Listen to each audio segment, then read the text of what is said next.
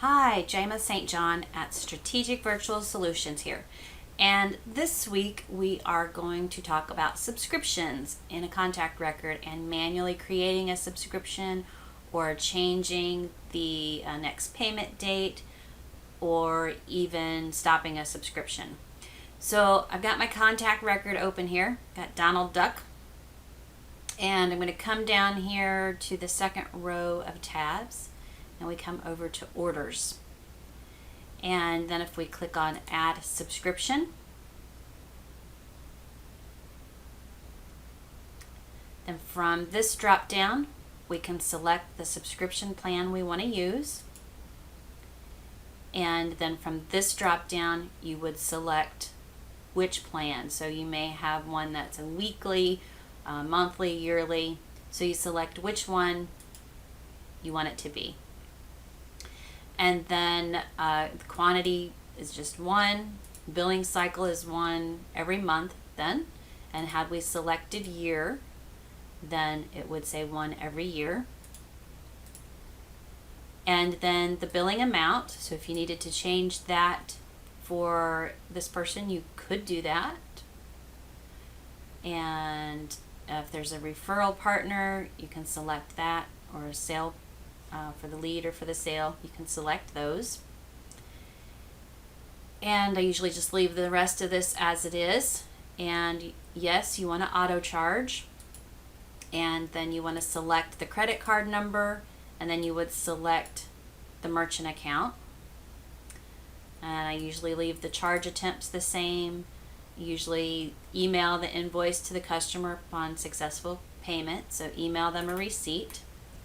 And it is active, and the start date. So if you were setting up a subscription to start at a later date, you could change the start date to be at that point.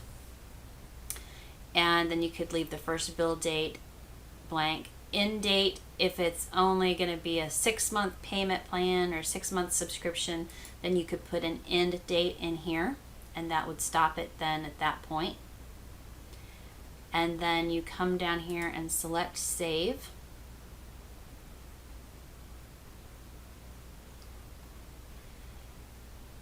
And then, so this would just process when it batches today.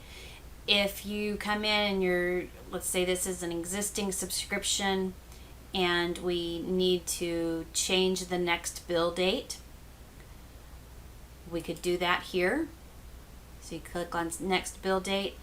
And then it's only going to let you, if it's a monthly subscription, it's only going to let you change it to be 30 days ahead.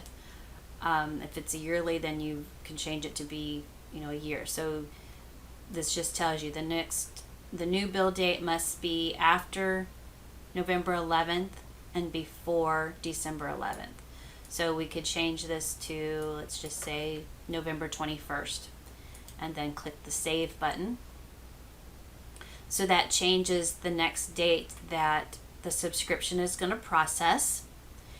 And then the last thing is if you need to stop a subscription, if it's still an active subscription and just for some reason that payment for that month shouldn't process on this card, you could change the auto charge to no, and then you could go in and process the payment. Let's say that the customer has a new credit card and it's going to decline, and so they don't want it to process early, or they're having some financial challenges and they don't want that subscription to process on that date, but the subscription itself needs to stay active. You would just come in and change it to auto charge no, and then save it. And then when you are, if they then, a couple of days later, if they say, okay, it's fine to process that payment, then you can do that manually. If you need to stop the subscription altogether because they're canceling, you would change this auto charge to no, and then change the status to inactive, and then click the save button. And that's it. Now you can manually set up a subscription, change the next payment date, stop it, put a hold on it, whatever you need to do. So if you have any other questions about Infusionsoft or any challenges that you're having, or maybe you're even thinking about purchasing Infusionsoft, please feel free to reach out to me. You can call me at 404-477-4267 or shoot me an email at info@strategicvirtualsolutions.net. And thanks for watching.